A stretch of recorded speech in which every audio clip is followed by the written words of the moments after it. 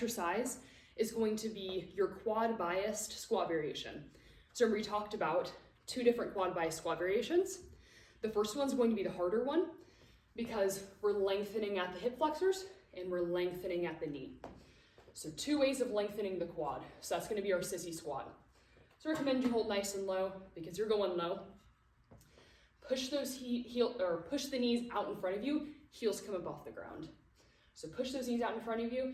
As those knees come out in front of you so you don't fall down, bring that torso backward. And the more that you bring that torso backward, the harder it's going to be because we're going to increase our stretch at the hip flexor. So I'll show you one where we come nice and far back, push through the toes into the ground. Think about pushing the ground away to come back up.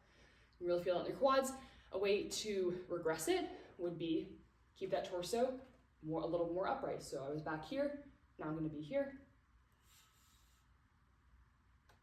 Push the floor away with the toes.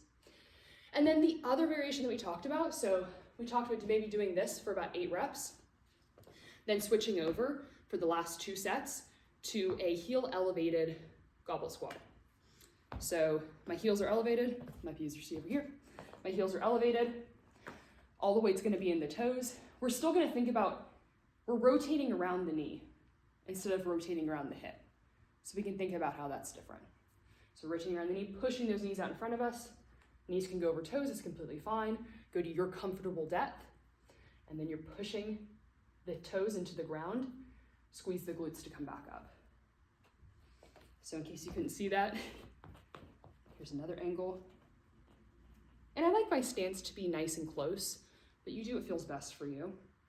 So my stance is about hip width apart. My toes are a little bit turned out because that feels best for me. So play around with your toe angle, play around with how wide your hips are until you start really feeling the quads. So knees come out first. That's what I want you to think. Knees come out first.